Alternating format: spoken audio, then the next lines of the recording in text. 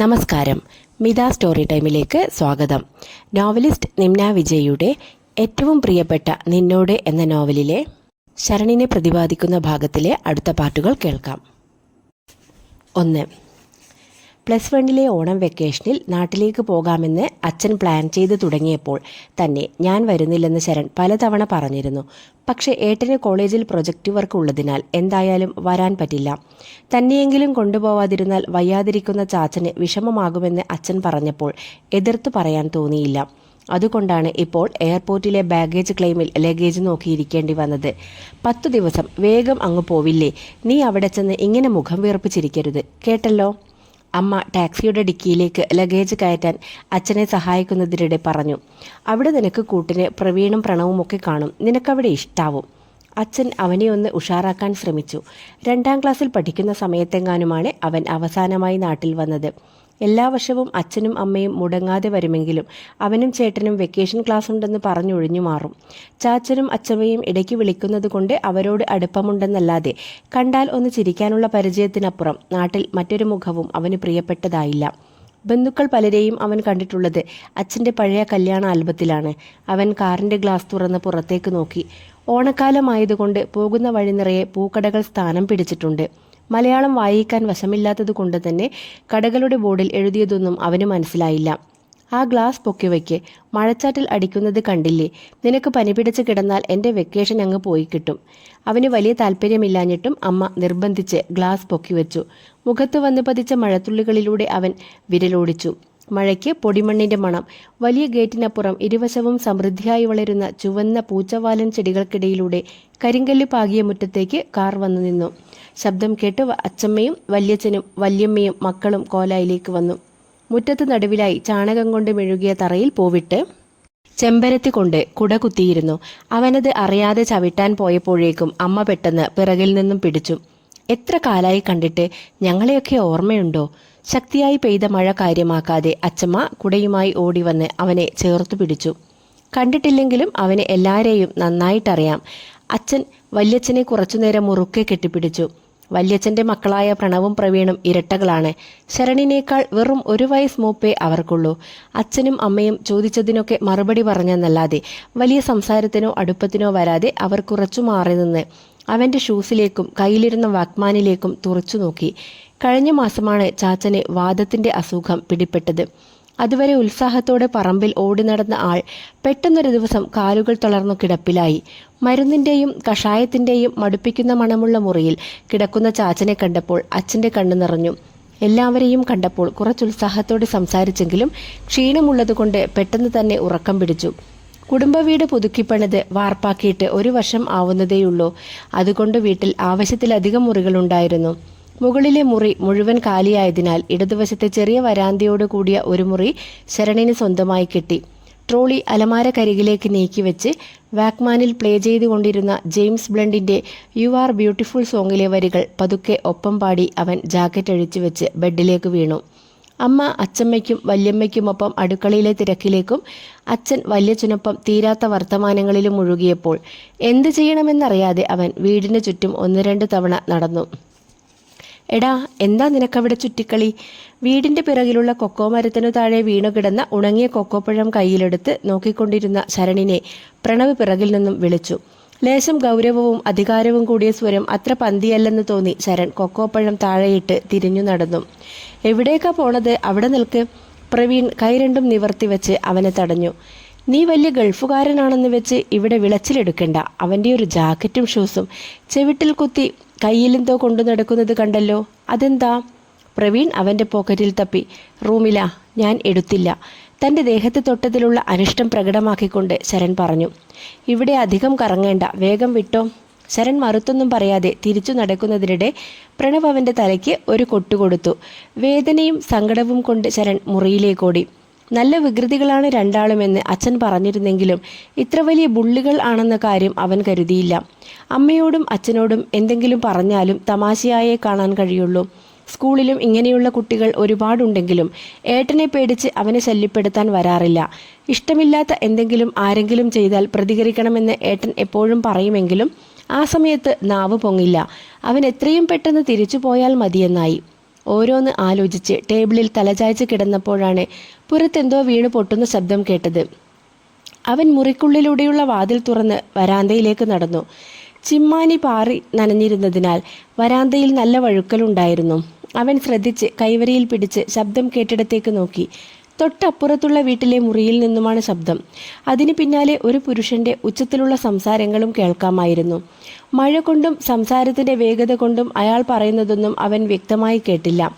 എന്താണ് സംഭവിക്കുന്നതെന്നറിയാൻ അവൻ ഏന്തി വലിഞ്ഞു നോക്കിയെങ്കിലും മങ്ങിയ സന്ധ്യാനേരത്തിനൊപ്പം ഇരുണ്ടുമൂടിയ ആകാശവും ആ മുറിയിലെ വലിച്ചിട്ട കർട്ടനും അവന്റെ കാഴ്ചകളെ മറച്ചു.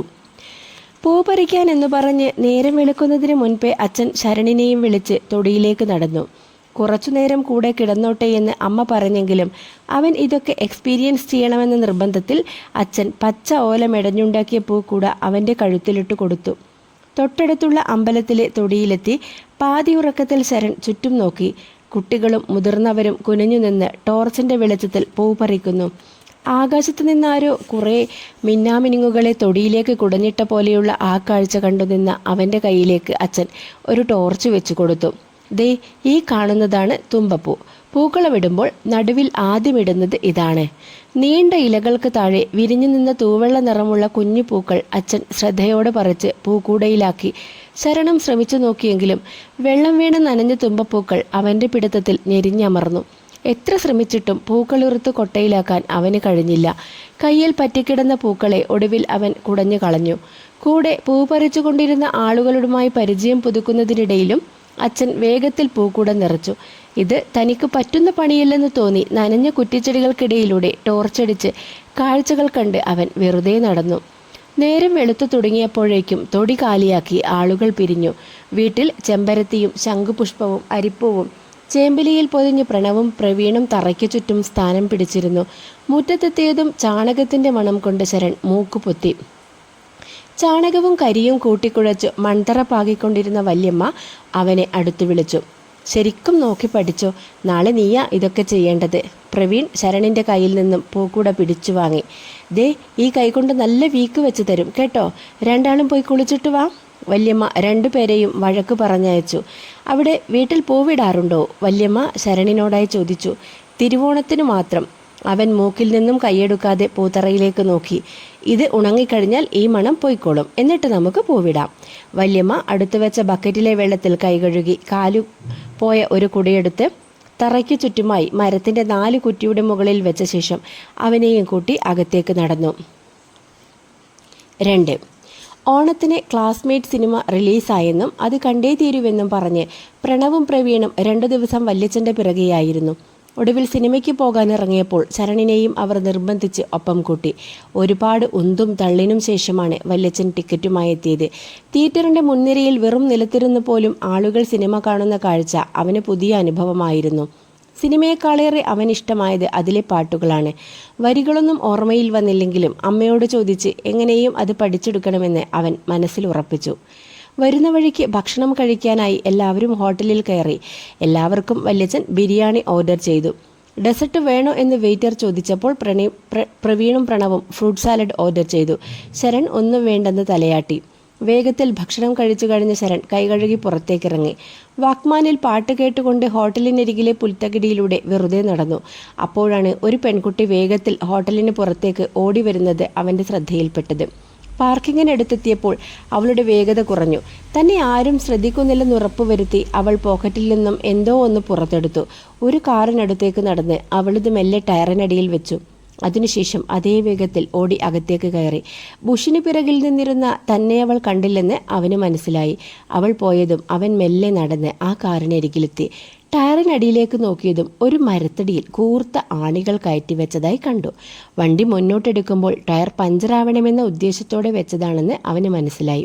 അതെടുത്തു മാറ്റണോ വേണ്ടയോ എന്ന് ശങ്കിച്ചു നിന്നപ്പോഴേക്കും ഭക്ഷണം കഴിച്ച് വല്യച്ഛനും മക്കളും പുറത്തേക്ക് വന്നു. വല്യച്ഛൻ റോഡിലൂടെ പോയ ഓട്ടോയ്ക്ക് കൈ കാണിച്ചു. അവരതിൽ കയറി വീട്ടിലേക്ക് തിരിച്ചു. നാട്ടിൽ വന്നിട്ട് 3 ദിവസം കഴിഞ്ഞപ്പോഴേക്കും ശരൺ തിരിച്ചു പോകണമെന്ന് പറഞ്ഞ് അമ്മയുടെ പിറകെ കൂടി. വീട്ടിൽ വിരുന്നുകാർ വരുന്നതിൻ്റെ തിരക്കിലായതിനാൽ അമ്മ അവൻ്റെ പരാതികൾക്ക് വലിയ ചെവി കൊടുക്കാതെ അച്ഛൻ്റെ അടുത്തേക്ക് പറഞ്ഞു വിട്ടു. അവർ കുടുംബമായിട്ട് മുന്നാറിൽ എസ്റ്റേറ്റ് നടത്തുന്നവരാ. മൂപ്പർക്ക് അതിൽ വലിയ താല്പര്യമില്ലാത്തതുകൊണ്ട് പോലീസിൽ കയറി. അയാളും ഭാര്യയും പിന്നെ 2 പെൺമക്കളുമുണ്ട്. കുറേ കാലമായി ഇടുക്കി സ്റ്റേഷനിലായിരുന്നു. കഴിഞ്ഞ ആഴ്ചയാണ് ഇങ്ങോട്ട് ട്രാൻസ്ഫറായി വന്നത്. അയൽക്കാരനായി ഒരു SI ഇരിക്കുന്നത് നമുക്കും ഒരു പവറല്ലേ. വന്ന അന്നു മുതൽ ഞാൻ വീട്ടിലേക്ക് ക്ഷണിക്കുന്നതാ. സ്റ്റേഷനിൽ തിരക്കായത് കൊണ്ടാവും വരാഞ്ഞത്. കഴിഞ്ഞ ദിവസം പുറത്തു കണ്ടപ്പോൾ നാളെ വീട്ടിലേക്ക് വരാമെന്ന് പറഞ്ഞു. ആദ്യമായിട്ട് വരുന്നതല്ലേ, അതുകൊണ്ട് നമ്മൾ സ്വീകരണത്തിൽ ഒരു കുറവും വരുത്തരുതല്ലോ. വല്യച്ഛൻ അച്ഛനുമായി സംസാരിക്കുന്നത് കേട്ടുകൊണ്ടാണ് ശരൺ കോലായിലേക്ക് വന്നത്. ആരാ വിരുന്നു വരുന്നത്? പ്രവീൺ അടുക്കളയിൽ നിന്നും വാരിയെടുത്ത ചൂടുള്ള കായ വറുത്തത് കഴിക്കുന്നതിനിടെ ചോദിച്ചു. നമ്മുടെ അപ്പുറത്തെ വീട്ടിൽ വന്ന പുതിയ താമസക്കാരില്ലേ, അവരെ നാളെ ഞാൻ ഇങ്ങോട്ട് ക്ഷണിച്ചിട്ടുണ്ട്. വല്യച്ഛൻ ഇന്നലെ ശരൺ ശബ്ദം കേട്ട വീട്ടിലേക്ക് കൈ ചൂണ്ടി. പ്രവീൺ അത് മുഴുവൻ കേൾക്കുന്നതിന് മുൻപേ കയ്യിൽ ബാറ്റുമായി വന്ന പ്രണവിന് പിറകെ ഓടി. കൂടെ പോകാൻ അച്ഛൻ ശരണിനോട് പറഞ്ഞെങ്കിലും അവരുമായി ഒട്ടും ഒത്തുപോകാൻ കഴിയാത്തതുകൊണ്ട് വയ്യെന്ന് കള്ളം പറഞ്ഞ് അവൻ മുറിയിലേക്ക് പോയി. പിറ്റേന്ന് ഉച്ചയോടെ വിരുന്നുകാരെത്തി. അമ്മ ഒരുപാട് ചീത്ത പറഞ്ഞപ്പോൾ അവൻ പെട്ടെന്നൊരു കുളി പാസാക്കി താഴേക്ക് വന്നു. ഇതാണ് സത്യനങ്കിൾ, ഞാൻ ഇന്നലെ പറഞ്ഞില്ലേ, ഇവിടുത്തെ SI ആണ്. ഇത് അങ്കിളിൻ്റെ ഭാര്യ പാർവതി, ഇത് അവരുടെ മക്കൾ. ഇവരുടെ പേര് മറന്നുപോയല്ലോ. മിഴി മിത്രയ. വല്യച്ഛൻ പേര് ഓർത്തെടുക്കാൻ ശ്രമിച്ചു കൊണ്ടിരുന്നപ്പോഴേക്കും സത്യനങ്കിൾ പറഞ്ഞു. അവൻ സോഫയുടെ അറ്റത്തിരുന്ന പെൺകുട്ടികളെ ശ്രദ്ധിച്ചു. ഇന്നലെ ഹോട്ടലിൽ വെച്ചു കണ്ട പെൺകുട്ടി അവനെ ഒന്ന് പാളി നോക്കി. ചിരിച്ചെന്ന് വരുത്തി ചായ കുടിക്കുന്നത് തുടർന്നു. അവൾ തന്നെയാണെന്ന് ഉറപ്പിക്കാൻ വേണ്ടി അവൻ ഒന്നുകൂടി അവളെ സൂക്ഷിച്ചു നോക്കി. മോൻ അടുത്ത വർഷം +2 പറഞ്ഞത്? ഇവളും അതേ പ്രായമാണ്. പക്ഷേ എന്തു പറയാനാ, പഠിക്കാൻ ഭയങ്കര മടിച്ചാണ്. ഇനി ഇവിടെ ഏതെങ്കിലും നല്ല ട്യൂഷൻ ക്ലാസ്സിൽ ചേർക്കണം. എങ്ങനെയെങ്കിലും +2 മുട്ടിക്കണ്ടേ? മോൻ പഠിക്കാനെങ്ങനെ? അങ്കിൾ അച്ഛനോടായി ചോദിച്ചു. പഠിത്തമെല്ലാം കണക്ക് തന്നെ, പിന്നെ ചേട്ടനുള്ളത് കൊണ്ട് ഇരുത്തി പഠിപ്പിച്ചോളും. ഞങ്ങൾക്കങ്ങനെ ഇവൻ്റെ കാര്യത്തിൽ ഒരുപാട് ടെൻഷൻ എടുക്കേണ്ടി വരാറില്ല. ശരിയാ, മൂത്തത് നന്നായാൽ ഇളയത് താനേ നന്നായിക്കോളും. ഇവിടെ മൂത്തതേ തലതിരിഞ്ഞിരിക്കുവാണ്. അങ്കിൾ മിഴിയെ ചെറിയ ദേഷ്യത്തോടെ നോക്കി. തൂക്കാനും തുടയ്ക്കാനുമായി എനിക്കിവിടെ സഹായത്തിന് ആരെയെങ്കിലും കിട്ടാൻ വഴിയുണ്ടോ? അവരുടെ അമ്മ പാർവതി സംസാരം വഴിതിരിച്ചു വിടാനായി വിഷയം മാറ്റി. മുതിർന്നവർ സംസാരത്തിൽ മുഴുകിയപ്പോൾ മിഴി മെല്ലെ മുറ്റത്തേക്കിറങ്ങി. പുറത്ത് പ്രണവും പ്രവീണും എന്തോ കളിക്കുന്നതും നോക്കി കോലായിലെ തിണ്ണയിലിരുന്നു. ഇന്നലെ എന്തിനാ ഹോട്ടലിൽ വെച്ച് കാറിൻ്റെ ടയർ പഞ്ചറാക്കാൻ നോക്കിയത്? പിറകിൽ നിന്നുള്ള ശരണിൻ്റെ പെട്ടെന്നുള്ള ചോദ്യം കേട്ട് അവളൊന്നു ഞെട്ടി. തൻ്റെ കാറൊന്നുമല്ലല്ലോ ഇത്ര ദണ്ണിക്കാൻ. ഞാൻ അങ്ങനെ ചെയ്യില്ലെന്ന് പറഞ്ഞ് അവളത് നിഷേധിക്കുമെന്ന് കരുതിയ ശരൺ അവളുടെ മറുചോദ്യം കേട്ടു ചെറുതായൊന്ന് പകച്ചു. കാർ ആരുടേതായാലും ചെയ്തത് തെറ്റല്ലേ, എന്തിനാ മറ്റുള്ളവരെ ഉപദ്രവിക്കുന്നത്? അച്ഛൻ പോലീസിലായതുകൊണ്ട് എന്തും ചെയ്യാമെന്ന് കരുതിയിട്ടാണോ? അതെ, നിനക്കിപ്പോൾ എന്തു ചെയ്യാൻ പറ്റും? എനിക്ക് തനിക്കിതിൽ പ്രത്യേകിച്ച് ചെയ്യാനൊന്നുമില്ലെന്ന് മനസ്സിലായപ്പോൾ ശരൺ മറുപടിക്ക് വേണ്ടി പരതി. ആകെ 10 ദിവസമല്ലേ നാട്ടിലുള്ളൂ, സ്വന്തം കാര്യം നോക്കി നടക്കാൻ നോക്ക്. അവൾ അവനെ ഒന്നിരുത്തി നോക്കി അകത്തേക്ക് നടന്നു. തെറ്റ് ചെയ്തത് അവളാണെങ്കിലും ചോദിക്കാൻ ചെന്ന താൻ എങ്ങനെ പ്രതിയായെന്നറിയാതെ അവൻ അല്പനേരം അവിടെ തന്നെ നിന്നു. കളിച്ചത് മതി, കൈ കഴുകിയിട്ട് വാ, ഊണ് കഴിക്കാം. വല്യമ്മ വിരുന്നുകാർക്കൊപ്പം അവരെ 3 പേരെയും ഭക്ഷണം കഴിക്കാൻ പിടിച്ചിരുത്തി. ഇവരെ 2 പേരെയും സ്കൂളിൽ ചേർക്കുന്ന കാര്യങ്ങളെല്ലാം ശരിയായോ? അമ്മ കറി വിളമ്പുന്നതിനിടെ പാർവതി ആൻറ്റിയോടായി ചോദിച്ചു. തൽക്കാലം 2 പേരെയും ഇവിടെ അടുത്തുള്ള സ്കൂളിൽ ചേർത്തിയിട്ടുണ്ട്. മിഴി ഇനി 1 വർഷം കഴിഞ്ഞാൽ കോളേജിലേക്കല്ലേ. അത് കഴിഞ്ഞാൽ ഇവളെ എങ്ങനെ സ്കൂളിൽ ഒറ്റയ്ക്ക് വിടും എന്നാണ് പേടി. 4ാം ക്ലാസ്സുകാരി മിത്രയ്ക്ക് ആൻറ്റി ചോറുരുളകളാക്കി കൊടുക്കുന്നത് ശരൺ ആശ്ചര്യത്തോടെ നോക്കി. അവളുടെ കാര്യത്തിൽ എനിക്ക് പേടിയൊന്നുമില്ല. സ്കൂൾ വിട്ടാൽ നേരെ വീട്ടിൽ എത്തിക്കോളും. മൂത്തവൾ ഉള്ളപ്പോഴാണ് അവിടെയും ഇവിടെയും കറങ്ങി നടക്കുന്നത്. അവിടെ കുറേ കച്ചറ പിള്ളേരുമായിരുന്നു കൂട്ടുകെട്ട്. അതുകൊണ്ട് കൂടി ആ ട്രാൻസ്ഫർ കിട്ടിയപ്പോൾ ഞാൻ ഒന്നും നോക്കാതെ പെട്ടിയും പാക്ക് ചെയ്ത് പോകുന്നത്. പിള്ളേർ തലതിരിഞ്ഞു പോയാൽ കുറ്റം മൊത്തം വീട്ടുകാർ കാണല്ലോ. സത്യനങ്കിൾ ആരും ഒന്നും ചോദിക്കാതെ തന്നെ പറഞ്ഞു. ഇവിടെ വന്നതിന് ശേഷം എത്രയോ തവണ അങ്കിൾ മിഴിയെ കുത്തി സംസാരിച്ചു കൊണ്ടിരുന്നു. പക്ഷെ അവൾ അതൊന്നും തന്നെ ബാധിക്കുന്നില്ലെന്ന മട്ടിൽ കറികൾ ഓരോന്നും ചോദിച്ചു വാങ്ങി ഊണ് കഴിച്ചു. വീട് പെയിന്റ് ചെയ്യാൻ ഞാൻ ദിവാകരൻ്റെ അഡ്രസ്സ് തന്നിരുന്നില്ലേ, ആളെ പോയി കണ്ടിരുന്നോ? വല്യച്ഛൻ ഊണ് കഴിക്കുമ്പോൾ പോലും വിടാതെ ഓരോന്ന് ചോദിച്ചു കൊണ്ടിരുന്നു. അതൊന്നും പറയണ്ട, ഇതുവരെ പോകാൻ പറ്റിയില്ല. അന്ന് അഡ്രസ്സ് തന്നപ്പോൾ ഹോട്ടലിൽ നിന്നും ഭക്ഷണം കഴിച്ച് നേരെ അങ്ങോട്ട് പോകാൻ ഒരുങ്ങിയതാ. കാർ സ്റ്റാർട്ട് ചെയ്തതും അത് പഞ്ചറായി. ആരോ മനഃപൂർവ്വം ആണികൊണ്ട് വെച്ചതാ. പോലീസിലല്ലേ, ചാർജ് എടുത്തപ്പോൾ തന്നെ ശത്രുക്കളായി. അത് ചെയ്തവനിട്ടൊരു പണി ഞാൻ എന്തായാലും കൊടുക്കും. അത് കേട്ടതും ശരൺ ഒന്ന് ഞെട്ടി. കയ്യിലെടുത്ത ഉരുള അതേപോലെ ഇലയിലേക്ക് വെച്ച് മിഴിയെ നോക്കി. അവൾ അല്പം പരിഭ്രമത്തോടെ അവന് മുഖം കൊടുക്കാതെ തലകുനിച്ചിരുന്നു. പതുക്കെ ചോറിൽ വിരലോടിച്ചു. ഭക്ഷണം കഴിഞ്ഞ് വീടും പറമ്പും ചുറ്റിക്കാണിക്കാൻ വിരുന്നുകാരെയും കൊണ്ട് എല്ലാവരും പുറത്തേക്കിറങ്ങിയപ്പോൾ ശരൺ മുകളിലെ മുറിയിലേക്ക് പോയി. ബെഡിൽ മലർന്നു കിടന്ന് റൂബിക്സ് ക്യൂബ് സോൾവ് ചെയ്യാൻ ശ്രമിച്ചു കൊണ്ടിരിക്കെ മിഴി അനുവാദം പോലും ചോദിക്കാതെ വാതിൽ തള്ളി തുറന്ന് അകത്തേക്ക് വന്നു. ഒരാളുടെ മുറിയിലേക്ക് വരുമ്പോൾ പെർമിഷൻ ചോദിച്ചിട്ട് വന്നൂടെ? അവൻ കട്ടിലിൽ നിന്നും ചാടിയെണീറ്റു. സോറി, എൻ്റെ വീട്ടിൽ ആ പതിവൊന്നുമില്ല. അവൾ അവിടെയുണ്ടായ കസേര വലിച്ചിട്ടിരുന്നു. അവരുടെ കൂടെ പറമ്പിൽ പോയില്ലേ? അവളൊന്നും മിണ്ടുന്നില്ലെന്നു കണ്ടപ്പോൾ അല്പനേരത്തെ മൗനത്തിനു ശേഷം അവൻ ചോദിച്ചു. പോയി. പകുതി വഴിന്ന് ആരും കാണാതെ തിരിച്ചു വന്നു. അതെന്താ? നീ എന്താ പപ്പ കാറിൻ്റെ കാര്യം പറഞ്ഞപ്പോൾ എൻ്റെ പേര് പറയാതിരുന്നത്? അവളതിന് മറുപടി പറയാതെ ഒരു മറുചോദ്യം ഇട്ടു. ഞാനിവിടെ 10 ദിവസമല്ലേയുള്ളൂ, എന്തിനാ മറ്റുള്ളവരുടെ കാര്യത്തിൽ ഇടപെടുന്നതെന്ന് കരുതി. താങ്ക്സ്, അവൾ ചെറിയ ശബ്ദത്തിൽ പറഞ്ഞു. ഈ കാണുന്ന മുറി തൻ്റെയാണോ? ശരൺ കർട്ടൻ മാറ്റി ജനാല തുറന്ന് അവളുടെ വീട്ടിലേക്ക് കൈ ചൂണ്ടി. അതെ, ഇവിടുന്ന് നോക്കിയാൽ എൻ്റെ മുറി കാണാൻ പറ്റുമോ? അവൾ ആകാംക്ഷയോടെ കട്ടിലിലേക്ക് കയറി ജനലിലൂടെ പുറത്തേക്ക് നോക്കി. വരാന്തയിൽ പോയാൽ കുറച്ചുകൂടെ വ്യക്തമായി കാണുകയും കേൾക്കുകയും ചെയ്യാം. അവൾ പൊടി നിറഞ്ഞ കാലോടെ തൻ്റെ ബെഡിൽ ചവിട്ടി നിൽക്കുന്നത് അവനത്ര പിടിച്ചില്ല. അല്പം കഴിഞ്ഞ് ബെഡിൽ നിന്നും ചാടിയിറങ്ങി അവൾ വരാന്തയിലേക്ക് നടന്നു. അച്ഛനും അമ്മയും വഴക്ക് പറയുന്നത് നമ്മുടെ നല്ലതിനു വേണ്ടിയല്ലേ? അതിനത്രയൊന്നും ചെയ്യേണ്ടിയിരുന്നില്ല. അവൻ അവൾക്ക് പിറകെ നടന്നു. എന്നെ ആരും ഉപദേശിക്കുന്നത് എനിക്കിഷ്ടമില്ല. നീ വേണമെങ്കിൽ അച്ഛനോട് പോയി എല്ലാം പറഞ്ഞു കൊടുത്തേക്ക്. കൂടി വന്നാൽ കുറച്ചു തല്ലുമായിരിക്കും. എനിക്കതൊന്നും വലിയ പ്രശ്നമില്ല. ചേച്ചിയെ അമ്മ വിളിക്കുന്നു. മിത്രയെ കിതച്ചുകൊണ്ട് പടികൾ കയറി വന്ന് മിഴിയുടെ കയ്യിൽ പിടിച്ചു. അവൾ അവനോട് യാത്ര പോലും പറയാതെ മിത്രയ്ക്കൊപ്പം താഴേക്ക് നടന്നു. പിറ്റേന്ന് വല്യച്ഛൻ പുതിയ ക്രിക്കറ്റ് ബാറ്റും ബോളുമായി വീട്ടിലെത്തി. പ്രണവും പ്രവീണും അതുമായി തൊട്ടടുത്തുള്ള ഗ്രൗണ്ടിലേക്ക് ഓടിയപ്പോൾ നമുക്കും ഒരു റൗണ്ട് കളിക്കാമെന്ന് പറഞ്ഞ് അച്ഛനും വല്യച്ഛനും ശരണിനെയും കൂട്ടി ഗ്രൗണ്ടിലെത്തി. ഗ്രൗണ്ടിൻ്റെ ഒരു മൂലയ്ക്ക് സൈക്കിൾ ഓടിച്ചു കൊണ്ടിരുന്ന മിഴിയെയും അനിയത്തിയെയും കണ്ടപ്പോൾ വല്യച്ഛൻ കുശലാന്വേഷണം നടത്തി. അവൾ ചോദിച്ചതിന് മാത്രം മറുപടി പറഞ്ഞു.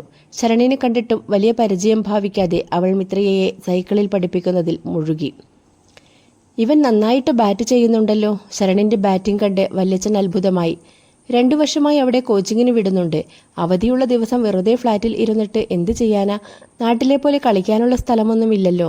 അച്ഛൻ വല്യച്ഛൻ്റെ കയ്യിലേക്ക് ബോൾ എറിഞ്ഞു കൊടുത്തു. ശരൺ, നിങ്ങൾക്ക് ബാറ്റ് ചെയ്യാൻ പഠിപ്പിച്ചു തരും. വഴക്കൊന്നും കൂടാതെ കളിക്കണം കേട്ടല്ലോ. 1 മണിക്കൂറോളം അവരോടൊപ്പം കളിച്ച ശേഷം പോകാൻ നേരം വല്യച്ഛൻ ബാറ്റ് ശരണിൻ്റെ കയ്യിൽ കൊടുത്ത് 2 പേരോടുമായി പറഞ്ഞു.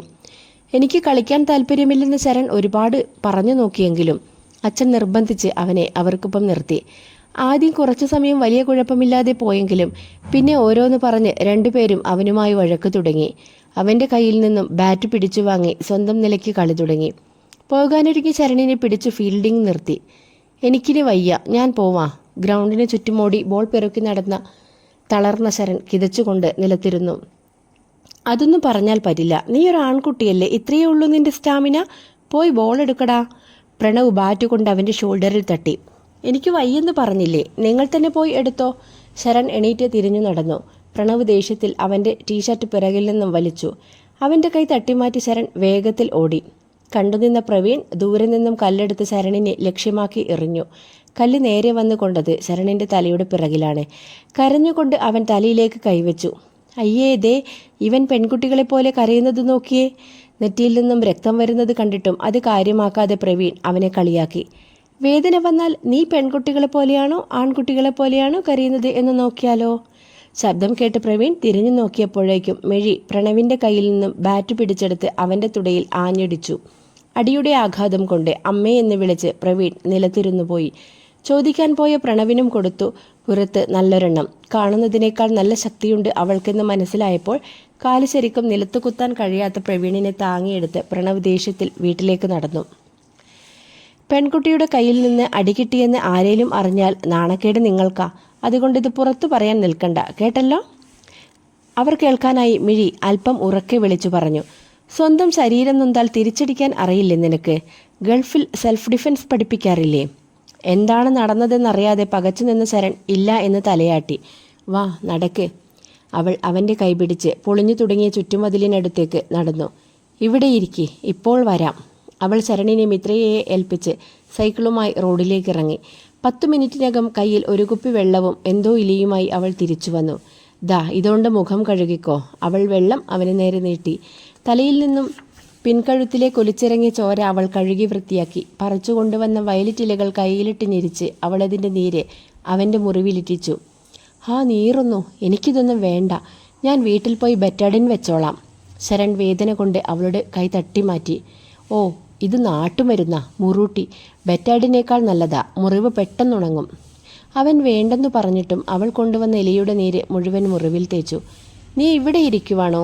കളിച്ചിട്ട് പരിക്കുണ്ടായെന്ന് പറഞ്ഞ് അവർ കരഞ്ഞുകൊണ്ട് വീട്ടിൽ വന്നല്ലോ, എന്താ ഉണ്ടായേ? അച്ഛൻ ശരണിനെ തിരക്കി ഗ്രൗണ്ടിലെത്തി. ഇവരെല്ലാം കൂടി അടികൂടിയതാ, ഞാൻ പോയിട്ടാണ് പിടിച്ചു മാറ്റിയേ. ദേ ഇവൻ്റെ തല നോക്ക്. മിഴി അച്ഛന് കാണാനായി ശരണിൻ്റെ തല ചരിച്ചു പിടിച്ചു. അയ്യോ, ഇത്രയും മുറിഞ്ഞോ? ഇതെന്തായി തേച്ചു വെച്ചത്? മുറൂട്ടി, നല്ല മരുന്നാണ്. പിന്നെ അവരാണ് ഇങ്ങോട്ട് വഴക്കുണ്ടാക്കിയത്. ശരണിനെ അവൻ്റെ അച്ഛൻ വഴക്ക് പറഞ്ഞാലോ എന്ന ചെറിയൊരു പേടി അവൾക്കുണ്ടായിരുന്നു. കളിക്കുമ്പോൾ വഴക്കുണ്ടാവും, അത് പോട്ടെ, പക്ഷെ ഇങ്ങനെ ദേഹം വേദനിപ്പിച്ചുള്ള കൊണ്ടുള്ള വഴക്കിനി വേണ്ട. വാ വീട്ടിൽ പോകാം, നിനക്ക് ഫസ്റ്റ് എയ്ഡ് തന്നതിന് ഇവരോട് താങ്ക്സ് പറയുന്നില്ലേ? അച്ഛൻ അവളെ നോക്കി ചിരിച്ചു. താങ്ക്സ്. പോകാൻ ഒരുങ്ങിയ ശരൺ തിരിഞ്ഞു നിന്ന് മിഴിയെ നോക്കി. അവൾ അതിന് മറുപടിയൊന്നും പറയാതെ മുറൂട്ട് നീരുകൊണ്ട് വയലറ്റ് നിറമായ ഉള്ളം കൈ പാവാടയിൽ തുടച്ചു. മിത്രയെയും കൂട്ടി വിളിച്ച് സൈക്കിളിനടുത്തേക്ക് നടന്നു. 3 പേരും കാര്യമായ വിശദീകരണങ്ങൾ ഒന്നും നൽകാത്തതിനാൽ ഇനി കുറച്ചു ദിവസം പുറത്തുപോയുള്ള കളികൾ വേണ്ടെന്ന് പറഞ്ഞ് വല്യച്ഛൻ ആ പ്രശ്നം പരിഹരിച്ചു. ശരണിനെ കാണുമ്പോൾ ഇടയ്ക്ക് ഭീഷണിപ്പെടുത്തിയതല്ലാതെ 2 പേരും പിന്നെ വലിയ ഉപദ്രവത്തിന് വന്നില്ല. രാത്രി ലൈറ്റ് അണച്ച് വേഗം ഉറങ്ങാൻ കിടന്നെങ്കിലും മിഴിയുടെ മുറിയിൽ നിന്നുമുള്ള ബഹളം കേട്ട് അവൻ എഴുന്നേറ്റു. ലൈറ്റ് ഇടാതെ ബാൽക്കണിയിലേക്ക് നടന്നു. കുറച്ചു സമയത്തിനു ശേഷം ഉച്ചത്തിലുള്ള വാക്കുതർക്കങ്ങൾ നിലച്ചു. മുറിയിലെ വെളിച്ചം മങ്ങി. അവളുടെ കരച്ചിൽ മാത്രം ബാക്കിയായി. ചെറിയ ശബ്ദത്തിൽ വിളിച്ചാൽ പോലും ഇവിടുന്ന് അങ്ങോട്ട് വിളി കേൾക്കുമെങ്കിലും അവനതിന് മുതിർന്നില്ല. ഇന്നു പറ്റിയ മുറിവിനേക്കാൾ വേദന അവളുടെ കരച്ചിൽ കേൾക്കുമ്പോൾ മനസ്സിനുണ്ടോ എന്നവന് സംശയം തോന്നി. രാത്രി കാര്യമായി ഉറക്കം കിട്ടാത്തതിനാൽ പിറ്റേന്ന് പുലർച്ചെ പൂ പറിക്കാനായി അവൻ പറമ്പിലേക്ക് നടന്നു. നേരിയ മഴക്കാറുണ്ടായിരുന്നതിനാൽ പറമ്പിൽ പതിവിലും ആള് കുറവായിരുന്നു. കുറച്ച് തുമ്പ പറിച്ച ശേഷം അവൻ വേറെ പൂവുകൾ തേടി കാടുപിടിച്ചു കിടന്ന പറമ്പിനുള്ളിലേക്ക് നടന്നു. നേരം പുലർന്നു തുടങ്ങിയെങ്കിലും മഴക്കാറുകൊണ്ട് അന്തരീക്ഷമാകെ ഇരുണ്ടുകിടന്നു. ഒപ്പം ചുറ്റും തഴച്ചു വളർന്ന ചെടികളും കൂടി ആയപ്പോൾ ഇരുട്ടിന് കനം കൂടി. ഇത്രയും ദൂരം വന്ന സ്ഥിതിക്ക് വെറും കൈയോടെ പോകേണ്ടെന്ന് കരുതി അവൻ അവിടെ കണ്ട കൃഷ്ണമുടി പൂക്കൾ പറിച്ചു കുട്ടയിലാക്കി. ചെറുതായി മഴ ചാറി തുടങ്ങിയെങ്കിലും അവനത് കാര്യമാക്കിയില്ല. പയ്യെ വലിയ ശബ്ദത്തോടെ മഴ വന്നു തുടങ്ങിയപ്പോൾ പൂക്കൾ നനയാതിരിക്കാൻ കുട്ട നെഞ്ചോട് ചേർത്ത് പിടിച്ച് അവൻ തിരിച്ചോടി. കുറച്ചു കഴിഞ്ഞപ്പോൾ ഇരുട്ടിലും മഴയിലും വഴി മനസ്സിലാവാതെ അവൻ ചുറ്റും നോക്കി. വഴിതെറ്റിയെന്ന് മനസ്സിലായപ്പോൾ എങ്ങോട്ടോടണമെന്ന് പിടിയില്ലാതെ അല്പനേരം കോരിച്ചൊരിയുന്ന മഴയത്ത് വിറച്ചു നിന്നു. പെട്ടെന്ന് പിറകിൽ നിന്നും ഒരാൾ അവൻ്റെ കൈപിടിച്ച് വലിച്ച് അടുത്തുണ്ടായിരുന്ന മരത്തിന് ചുവട്ടിലേക്ക് ഓടി. ഞെട്ടിപ്പോയ ശരൺ ഒച്ചയുണ്ടാക്കാൻ തുടങ്ങിയപ്പോൾ മിഴി അവൻ്റെ വായ പൊത്തിപ്പിടിച്ചു. നീ എന്താ ഇവിടെ? മിഴിയെ കണ്ടപ്പോൾ ആശ്വാസമായെങ്കിലും അവന് കിതപ്പ് മാറിയിരുന്നില്ല. നീ പൂ പറിക്കാൻ വന്നതല്ലേ? ഞാനും അതിന് തന്നെ വന്നതാ. എന്നിട്ട് പൂ എവിടെ? പൂ പോട്ടെ, പൂക്കൂട പോലും ഇല്ലല്ലോ. അവൻ അവളെ അടിമുടി നോക്കി. നിനക്കെന്തൊക്കെ അറിയണം? ഞാനില്ലെങ്കിൽ ഇപ്പോൾ കാണാമായിരുന്നു. വഴിയും തെറ്റി ഈ പെരും മഴയത്ത് അന്തം വിട്ട് നിന്നേനെ. അതിനാദ്യം താങ്ക്സ് പറ. ഇപ്പോഴും വഴിതെറ്റി തന്നെയല്ലേ നിൽക്കുന്നത്? വഴിതെറ്റി വന്നത് എൻ്റെ അടുത്തേക്കാണല്ലോ, അതുകൊണ്ട് ഈ വഴി ശരിയാണെന്ന് കൂട്ടിക്കോ. മഴ ഒന്ന് കുറയട്ടെ, എന്നിട്ട് പോകാം. അവൾ മരത്തിൻ്റെ പുറത്തോട്ട് വളർന്ന കട്ടിയുള്ള വേരിലിരുന്നു. നിലത്തിരിക്കാൻ അവൻ ആദ്യമൊന്നും മടിച്ചെങ്കിലും മഴ പെട്ടെന്ന് കുറയാൻ സാധ്യതയില്ലെന്ന് തോന്നിയപ്പോൾ പൂക്കൂട താഴെ വെച്ച് അവൾക്കടുത്തായിരുന്നു. ഇന്നലെ വീട്ടിൽ വഴക്കിട്ടത് കൊണ്ടാണോ നീ ഈ പുലർച്ചെ ഇങ്ങോട്ട് വന്നത്? പുലർച്ചെയല്ല, ഞാൻ ഇന്നലെ രാത്രി വന്നു. വീട്ടിൽ നടന്ന ബഹളം അവൻ കേട്ട് കാണുമെന്നുറപ്പുള്ളതിനാൽ അവൾ അത് നിഷേധിക്കാൻ നിന്നില്ല. രാത്രിയോ? തനിച്ചോ? അവൻ ഞെട്ടലിലോടെ അവളെ നോക്കി. ഒരു ദിവസം പകൽ വെറുതെ നടക്കാൻ ഇറങ്ങിയപ്പോൾ ദേ ഇവിടുന്ന് കുറച്ചു മാറി ഒരു കുളം കണ്ടു. അവിടേക്ക് ആരും അങ്ങനെ വരാറില്ല. ഞാൻ മുറിയിൽ നിന്നും ടെറസിലേക്കുള്ള വാതിൽ തുറന്നു വീടിന് പുറത്തുകൂടി ഇറങ്ങിയിങ്ങു പോന്നു. ഡോർ ഉള്ളിൽ നിന്ന് ലോക്കായതുകൊണ്ട് ഞാൻ അവിടെ ഇല്ലാത്ത കാര്യം ആരും അറിയാൻ പോണില്ല. നിനക്ക് പേടിയില്ലേ? ഇവിടുന്ന് എന്തെങ്കിലും പറ്റിയാലോ? അവൾ പറഞ്ഞത് അത്ര വിശ്വാസമായില്ല. ഇവിടെ ഏറി വന്നാൽ പാമ്പും പഴുതാരിയുമല്ലേ കാണൂ. അത് മനുഷ്യരെക്കാൾ ഭേദമാണ്. മിഴി, നീ ഈ ചെയ്യുന്നതൊന്നും ശരിയല്ല. അതിന് മാത്രം എന്ത് പ്രശ്നമുണ്ടായിട്ടാ? ഞാൻ നിന്റെ വീട്ടിൽ പറഞ്ഞു കൊടുക്കും, നോക്കിക്കോ. ശരൺ അവളോടുള്ള കരുതൽ കൊണ്ട് ചെറുതായി ഒന്ന് ഭീഷണിപ്പെടുത്താൻ ശ്രമിച്ചു. നീ എന്തിനാ എപ്പോഴും എന്നെ ഇങ്ങനെ ഉപദേശിക്കുന്നേ? വെറുതെ കിട്ടുന്നതാണെങ്കിലും ആർക്കും വേണ്ടാത്തൊരു സാധനമാണ് ഈ ഉപദേശം. നീ പറഞ്ഞു കൊടുത്താൽ ഞാൻ വീട്ടിൽ നിന്ന് ഒളിച്ചോടി പോകും. പിന്നെ എന്നെ ഒരിക്കലും കണ്ടുപിടിക്കാൻ പറ്റില്ല. ഞാനിപ്പോഴേ അതിനുള്ള ബാഗ് തയ്യാറാക്കി വെച്ചിട്ടുണ്ട്. എൻ്റെ പ്രശ്നമൊന്നും നിനക്ക് പറഞ്ഞാൽ മനസ്സിലാവില്ല. ഞാൻ കുറച്ചുകൂടെ വലിയ കുട്ടിയായാൽ എൻ്റെ പ്രശ്നമൊക്കെ മാറും. പിന്നെ എനിക്കിഷ്ടമുള്ളതെല്ലാം ചെയ്യാലോ. ഞാൻ ആരോടും പറയില്ല. നീ എവിടെയും പോകണ്ട. അവളുടെ സംസാരം കേട്ടപ്പോൾ അവൻ ചെറുതായി പേടിച്ചു. മരത്തിൻ്റെ ചുവട്ടിൽ നിന്നാൽ അധികം മഴ കൊള്ളില്ലെങ്കിലും നല്ല കാറ്റുണ്ടായിരുന്നതിനാൽ ചരിഞ്ഞു പെയ്ത മഴ രണ്ടുപേരെയും നന്നായി നനച്ചു. കുറച്ചു സമയം കഴിഞ്ഞപ്പോൾ മഴ മാറി. വാ, നിനക്ക് ഞാൻ ആ കുളം കാണിച്ചു തരാം. തഴച്ചു വളർന്ന കമ്മ്യൂണിസ്റ്റ് പച്ചയും കാട്ടുചെടികളും വകഞ്ഞുമാറ്റി അവൾ അവൻ്റെ കൈയും പിടിച്ച് മുന്നോട്ട് നടന്നു. കാട് പിടിച്ച് കിടന്ന സ്ഥലത്ത് അങ്ങനെയൊരു കുളമുണ്ടെന്ന് അവന് വിശ്വസിക്കാൻ കഴിഞ്ഞില്ല. 4 ഭാഗത്തു നിന്നും പടവുകളുള്ള കുളത്തിന് അത്യാവശ്യം ആഴമുണ്ടെന്ന് ദൂരെ നിന്ന് കണ്ടപ്പോഴേ അവന് മനസ്സിലായി. ചെറുതായി പായൽ പിടിച്ചതിനാൽ വെള്ളത്തിന് ഇളം പച്ച നിറം തോന്നിച്ചു. കുളത്തിലിറങ്ങി കാലു കഴുകാമെന്ന് അവൾ ഒരുപാട് നിർബന്ധിച്ചെങ്കിലും അതിനുള്ള ധൈര്യം അവനുണ്ടായില്ല. വീട്ടിൽ അന്വേഷിക്കുമെന്ന് പറഞ്ഞ് അവൻ നിർബന്ധിച്ച് അവളെ അവിടെ നിന്നും കൂട്ടിക്കൊണ്ടുവന്നു. അവൾ വീട്ടിലേക്ക് തന്നെ കയറിപ്പോകുന്നുണ്ടെന്ന് ഗേറ്റിന് പുറത്തുനിന്നും ഉറപ്പുവരുത്തിയ ശേഷമാണ് അവൻ വീട്ടിലേക്ക് കയറിയത്. നീ എന്തിനാ ഈ മഴയത്ത് പൂ പറിക്കാൻ പോയത്? നനഞ്ഞൊട്ടിയ വസ്ത്രവുമായി വീട്ടിലേക്ക് കയറിയ ശരൺ നേരെ ചെന്നുപെട്ടത് മുറ്റമടിച്ചു കൊണ്ടിരുന്ന വല്യമ്മയുടെ മുന്നിലാണ്. ഞാൻ ഇറങ്ങിയപ്പോൾ മഴയുണ്ടായിരുന്നില്ല. അമ്മ കാണണ്ട, നല്ല വഴക്ക് കേൾക്കും. വേഗം പോയി കുളിച്ചോ. വല്യമ്മ അവൻ്റെ കയ്യിൽ നിന്നും പൂക്കൂട വാങ്ങി തിണ്ണയിൽ വെച്ചു. അവൻ അടുക്കളയിൽ പണിയെടുത്തു കൊണ്ടിരുന്ന അമ്മയുടെ കണ്ണു വെട്ടിച്ച് മുറിയിലേക്കോടി. 3. പിന്നീടുള്ള 2 ദിവസം അവൻ മിഴിയെ കണ്ടതേയില്ല. അവളുടെ വീടിന് മുൻപിലും വരാന്തയിലും അവൻ ഇടയ്ക്കിടെ ചുറ്റിക്കറങ്ങി. പ്രത്യേകിച്ച് ഒന്നും ചെയ്യാനില്ലാത്തതിനാൽ അമ്മയെക്കൊണ്ട് ചിത്രഗീതം പുസ്തകം വാങ്ങിച്ചെടുത്തു. ക്ലാസ്മേറ്റ് സിനിമയിലെ പാട്ടിൻ്റെ വരികൾ ഇംഗ്ലീഷിലേക്ക് മാറ്റിയെഴുതി അത് കാണാതെ പഠിക്കാൻ ശ്രമിച്ച് സമയം കളഞ്ഞു. ഒരു ദിവസം ഇത്രയ തനിച്ച് ഗ്രൗണ്ടിൽ കളിക്കാൻ വന്നപ്പോൾ അവൻ മിഴിയെ അന്വേഷിച്ചു. ചേച്ചിക്ക് സുഖമില്ലെന്നല്ലാതെ അവൾ മറ്റൊന്നും പറഞ്ഞില്ല. ചെറിയോണത്തിൻ്റെ അന്ന് അമ്മയെയും വല്യമ്മയെയും സഹായിക്കാൻ അച്ഛനും അടുക്കളയിൽ കയറി. വല്യച്ഛൻ സാധനങ്ങൾ വാങ്ങിക്കാൻ കടയിൽ പോയപ്പോൾ അവനെയും ഒപ്പം കൂട്ടി. തിരുവോണത്തിനുള്ള ഒരുക്കങ്ങളുമായി അന്നെല്ലാവരും നല്ല തിരക്കിലായിരുന്നു. ഇന്നെന്തായാലും മിഴിയോട് സംസാരിക്കണമെന്നുറപ്പിച്ച് രാത്രി അവൻ ബാൽക്കണിയിലെത്തി. ടെറസിൽ ചാരി വെച്ചിരുന്ന കനം കുറഞ്ഞ ഒരു PVC പൈപ്പെടുത്ത് വരാന്തയിൽ നിന്നുകൊണ്ട് അവളുടെ ജനലിൽ തട്ടി. കുറച്ചു നേരത്തെ ശ്രമത്തിനൊടുവിൽ അവളുടെ മുറിയിൽ ലൈറ്റ് തെളിഞ്ഞു. മിഴി ജനൽ തുറന്ന് പുറത്തേക്ക് നോക്കി. അവനെ കണ്ട സന്തോഷത്തിൽ അവൾ കർട്ടൻ മുഴുവൻ മാറ്റി 2 ജനാലകളും മലർക്കെ തുറന്ന് അവന് കൈവീശി. 2 ദിവസം കണ്ടില്ലല്ലോ, എവിടെയായിരുന്നു? അവൾക്ക് കേൾക്കാൻ പാകത്തിൽ ശബ്ദം കുറച്ച് അവൻ ചോദിച്ചു. ഇവിടെ തന്നെ ഉണ്ടായിരുന്നു. ചെറിയൊരു വഴക്കുണ്ടായി. അതുകൊണ്ട് പപ്പ വീട്ടിൽ നിന്ന് പുറത്തു വിട്ടില്ല. ഫുൾ ടൈം അമ്മയുടെ സർവൈലൻസിലായിരുന്നു. നാളെ ഗ്രൗണ്ടിൽ വരുമോ? നാളെ തിരുവോണമല്ലേ, ഇവിടുന്ന് വിടില്ല. ഉച്ചയ്ക്ക് ശേഷം പപ്പയും അമ്മയും തറവാട്ടിൽ പോകും. ഞാൻ വൈകുന്നേരം കുളത്തിൻ്റെ അടുത്ത് വരാം. കുളത്തിൻ്റെ അടുത്തേക്കുള്ള പ്ലാൻ അവൻ അത്ര ഇഷ്ടപ്പെട്ടില്ലെങ്കിലും വേറെ വഴിയില്ലാത്തതിനാൽ സമ്മതം മൂളി. ഓണത്തിന് രാവിലെ എഴുന്നേറ്റ് എല്ലാവരും അമ്പലത്തിൽ പോയി. ആദ്യമായിട്ട് മുണ്ടെടുത്തതുകൊണ്ട് ഇടയ്ക്കിടെ അഴിഞ്ഞു പോയിക്കൊണ്ടിരുന്നതിനാൽ 2 കൈകൊണ്ടും കഷ്ടപ്പെട്ട് പിടിച്ചു വെച്ച ഒരു വിധത്തിലാണ് അവൻ വീട്ടിലെത്തിയത്. വല്യമ്മയും അമ്മയും അച്ഛമ്മയും ഒക്കെ സദ്യ ഉണ്ടാക്കുന്ന തിരക്കിലായിരുന്നു. അച്ഛനും വല്യച്ഛനുമായിരുന്നു പൂക്കളത്തിൻ്റെ ചാർജ്. പ്രണവും പ്രവീണും അവരുടെ അടുത്തുള്ള കൂട്ടുകാരൻ്റെ വീട്ടിൽ പോയതിനാൽ ശരണും പൂക്കളമിടാൻ കൂടി. മുറ്റത്തുള്ള ചെറിയ തറയിൽ തുമ്പം മാത്രമിട്ട് ഈർക്കിളിൽ ചെമ്പരത്തി കൊണ്ട് 10 കുട വെച്ചു. കോലായിൽ ചോക്കുകൊണ്ട് വലിയ പൂക്കളമിടാൻ അച്ഛൻ പലതരത്തിലുള്ള ഡിസൈൻ വരച്ചെങ്കിലും ഒടുവിൽ പൂക്കളം 6 വലിയ വട്ടത്തിൽ ഒതുങ്ങി. കഴിഞ്ഞ ദിവസം അച്ഛനും അമ്മയും കൂടെ ടൗണിൽ പോയി എല്ലാവർക്കും ഡ്രസ്സ് എടുത്തിരുന്നു. ഓണം ഇവിടെ വലിയ ആഘോഷമാണെങ്കിലും ചേട്ടനും അച്ഛനും അമ്മയും അവനും മാത്രമുള്ള ഓണത്തിനാണ് കുറച്ചുകൂടി ഭംഗിയെന്ന് അവന് തോന്നി. ആഘോഷങ്ങൾക്ക് അർത്ഥം വരുന്നത് പ്രിയപ്പെട്ടവർ കൂടെ ഉണ്ടാവുമ്പോഴാണ്. ഉച്ചയ്ക്ക് ചേട്ടൻ വിളിച്ചപ്പോഴാണ് നാളെ തിരിച്ചു പോവുകയാണെന്ന കാര്യം അവൻ ഓർത്തത്. ഇവിടെ എത്തിയ സന്തോഷത്തിൽ അച്ഛനും അമ്മയും കൂടി ആ കാര്യം മറന്നുപോയോ എന്നു കരുതി അവൻ അച്ഛനോട് പോകുന്ന കാര്യം ചോദിച്ച് ഉറപ്പുവരുത്തി. ഉച്ചയ്ക്ക് സദ്യയും പായസവും എല്ലാം കഴിച്ച ക്ഷീണത്തിൽ എല്ലാവരും ഉറങ്ങാൻ കിടന്നപ്പോൾ ശരൺ വാക്മാനം എടുത്ത് പുറത്തേക്കിറങ്ങി. അന്ന് പുലർച്ചെ ധൃതി പിടിച്ചു വന്നതുകൊണ്ട് വഴി അത്രയും ഓർമ്മയുണ്ടായിരുന്നില്ലെങ്കിലും ഒരുവിധം അവൻ കുളത്തിൻ്റെ അടുത്തെത്തി. കാറ്റിൽ ഇലകൾ ഇളങ്ങുന്നതും കിളികളുടെ ചെറിയ ശബ്ദങ്ങളും മാറ്റി നിർത്തിയാൽ പേടിപ്പിക്കുന്നൊരു നിശബ്ദത ആ കുളത്തിന് ചുറ്റുമുണ്ട്. അവൻ ഒരു ധൈര്യത്തിന് വാക്മാനിൽ പാട്ടുവെച്ചു കുളത്തിന് നടുവിലായുള്ള പടവിൽ അവളെ കാത്തിരുന്നു. ഏത് പാട്ടാണ് കേൾക്കുന്നത്? കുറച്ചു സമയത്തിന് ശേഷം അവൾ കിതച്ചുകൊണ്ട് ഓടി വന്നു. അവനടുത്തിരുന്ന് ഒരു ഹെഡ്സെറ്റ് എടുത്ത് ചെവിയിൽ വെച്ചു. ഇന്ന് കാണാൻ കുറച്ച് ഡിഫറെൻ്റ് ആയിട്ടുണ്ടല്ലോ.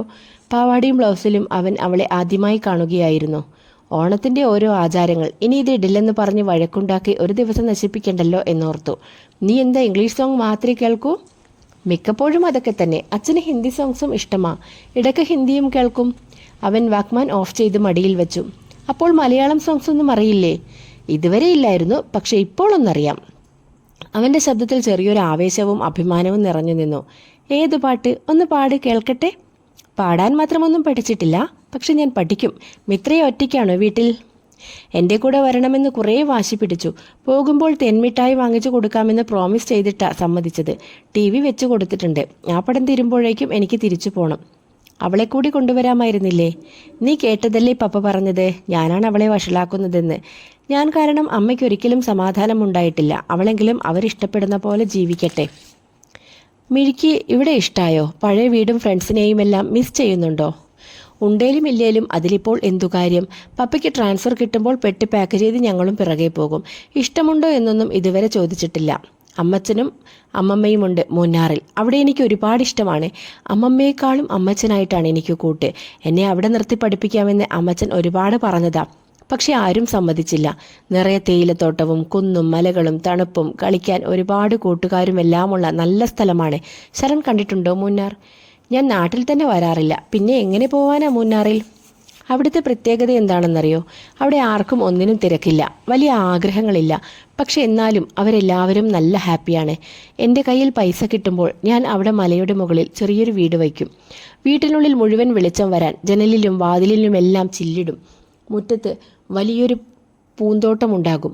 അതിന് നടുക്ക് എല്ലാ വൈകുന്നേരങ്ങളിലും ചായ കുടിക്കാൻ മരം കൊണ്ടൊരു മേശയും പണിയും. വലിയൊരു മരത്തിൻ്റെ ചില്ലയിൽ ഒരു ഊഞ്ഞാലു കെട്ടും.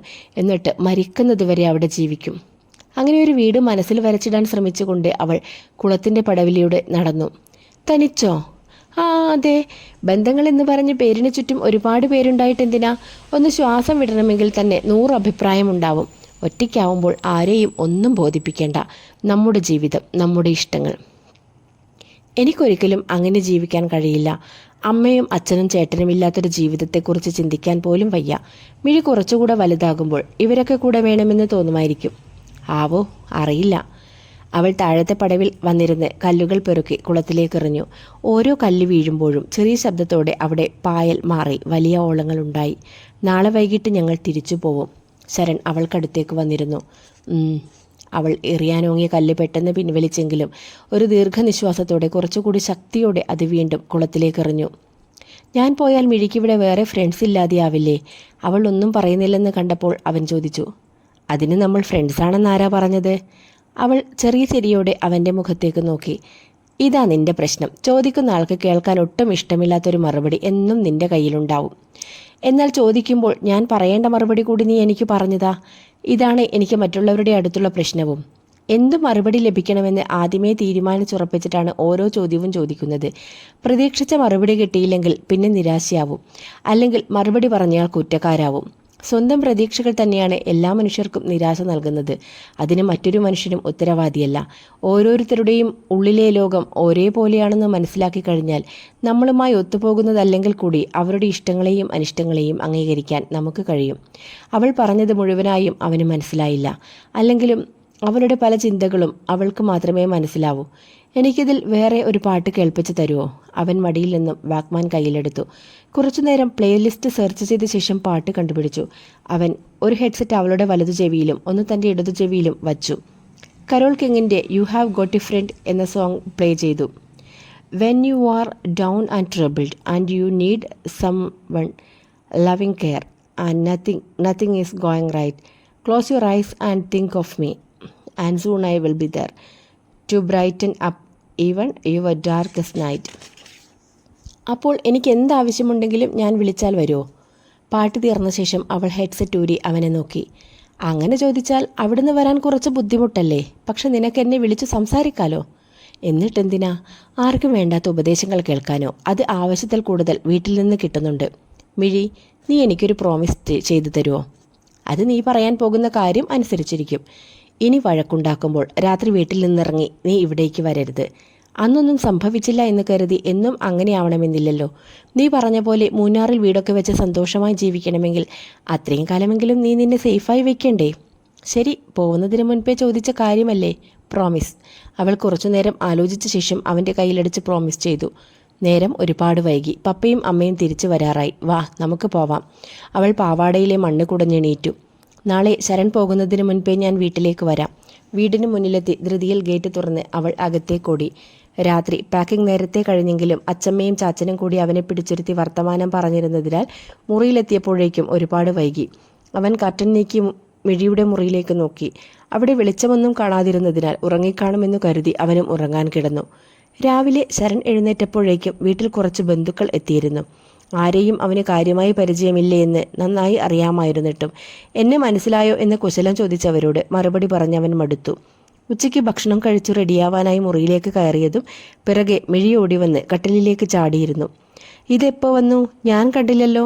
ദേ ഇപ്പോൾ അമ്മ നിന്റെ അമ്മയോട് യാത്ര പറയാൻ വന്നതാ, അപ്പോൾ ഞാനും കൂടെ പോന്നു. അവൾ ടേബിളിലുണ്ടായിരുന്ന ജഗ്ഗിലെ വെള്ളം അപ്പാടെ വായിലേക്കൊഴിച്ചു. അവിടെ ഗ്ലാസ് ഇരിക്കുന്നത് കണ്ടില്ലേ, അതിലേക്കൊഴിച്ച് കുടിച്ചാൽ പോരെ? വെള്ളം കുടിക്കുന്നതിനിടെ പാതി വെള്ളം അവളുടെ കഴുത്തിലേക്കും ഡ്രസ്സിലേക്കും വീണു. പോകുന്ന ദിവസമെങ്കിലും നിനക്കെന്നെ ഒന്ന് ഉപദേശിക്കാതെ ഇരുന്നൂടെ? എനിക്കിങ്ങനെ വെള്ളം കുടിക്കുന്നതാ ഇഷ്ടം. അവൾ ജഗ് മേശയിൽ വെച്ച് വീണ്ടും കട്ടിലിൽ വന്നിരുന്നു. നീ പോയാൽ ഈ മുറി ആരാ ഉപയോഗിക്കുന്നേ? മുകളിലുള്ള 2 മുറിയും ആരും ഉപയോഗിക്കാറില്ല. ഇനിയിപ്പോൾ പ്രവീണും പ്രണവും വലുതായി കഴിഞ്ഞാൽ അവരെടുക്കുമായിരിക്കും. അവൻ കസേര വലിച്ചിട്ട് കട്ടിലിലേക്ക് കാല് കയറ്റിവെച്ച് അവൾക്ക് അഭിമുഖമായി വന്നിരുന്നു. അയ്യോ അവന്മാരോ? എന്നാൽ പിന്നെ ഞാൻ എൻ്റെ ജനൽ ഒരു കാലത്തും തുറക്കില്ല. അങ്ങനെ ഉറപ്പിച്ച് പറയണ്ട. ഇനി ഇവരല്ലേ നിന്റെ അയൽക്കാർ. കുറച്ചു കാലം കഴിഞ്ഞാൽ നല്ല ഫ്രണ്ട്സ് ആവാനുള്ള സാധ്യത തള്ളിക്കളയാൻ പറ്റില്ല. രാത്രി ജനൽ തുറന്ന് സംസാരിക്കാൻ മാത്രമുള്ള ഫ്രണ്ട്ഷിപ്പ് എന്തായാലും അവരുമായിട്ട് ഉണ്ടാവാൻ പോകുന്നില്ല. അപ്പോൾ സമ്മതിച്ചോ ഞാനുമായി നല്ല ഫ്രണ്ട്ഷിപ്പ് ഉണ്ടെന്ന്? അവൻ കട്ടിലിൽ നിന്നും കാലെടുത്ത് കസേര ഒന്നുകൂടി അവൾക്കടുത്തേക്ക് വലിച്ചിട്ടു. ഇനി എന്നാ വരിക? അവൻ ചോദിച്ചതിന് മറുപടി നൽകാതെ അവൾ തിരിച്ചു ചോദിച്ചു. മിഴി, നീ ഇവിടെ ഇരിക്കുവാണോ? ഞാൻ താഴെ മുഴുവൻ നോക്കി. വെറുതെ ഇവനെ ശല്യം ചെയ്യണ്ട. അവർക്ക് പോവാൻ സമയമായി. വാ നമുക്കിറങ്ങാം. മോൻ റെഡിയായിക്കോ. ശരൺ എന്തെങ്കിലും പറയുന്ന മുൻപേ അമ്മ മിഴിയെയും വിളിച്ച് വാതിൽ ചാരി മുറയ്ക്ക് പുറത്തേക്കിറങ്ങി. പാതി അടഞ്ഞ വാതിലിലൂടെ അവനെ ഒന്ന് തിരിഞ്ഞു നോക്കി. ബാഗെല്ലാം ഡിക്കിയിലേക്ക് വെച്ചു. എല്ലാവരോടും യാത്ര പറഞ്ഞിറങ്ങുമ്പോൾ അവൻ്റെ കണ്ണുകൾ അവൾക്ക് വേണ്ടി പരതി. മിഴിയുടെ വീടിന് മുൻപിലൂടെ കാർ വേഗത്തിൽ കടന്നു പോയപ്പോൾ അവൻ പുറത്തേക്ക് നോക്കിയെങ്കിലും അവിടെ ഒന്നും അവളുണ്ടായിരുന്നില്ല. നമ്മളിനി എന്നാണ് നാട്ടിലേക്ക് വരുന്നത്? അവൻ മുൻസീറ്റിലിരുന്ന അച്ഛനോട് ചോദിച്ചു. പ്രവാസത്തിന് ഒരു പ്രശ്നമുണ്ട്. നമ്മൾ ആഗ്രഹിക്കുന്ന പോലെ എപ്പോഴും മടങ്ങി വരാൻ കഴിയണമെന്നില്ല. പക്ഷെ നമുക്ക് വരണം. പ്രിയപ്പെട്ട പലതും ഇവിടെ ബാക്കി നിൽക്കുകയല്ലേ? അച്ഛൻ സീറ്റ് താഴ്ത്തി ഒന്നുകൂടി ചാരിയിരുന്നു. എയർപോർട്ട് എത്താൻ 2 മണിക്കൂറിലധികം യാത്രയുണ്ടായിരുന്നു. അവൻ അധികമൊന്നും സംസാരിക്കാതെ അമ്മയുടെ മടിയിലേക്ക് തലവെച്ച് കിടന്നു.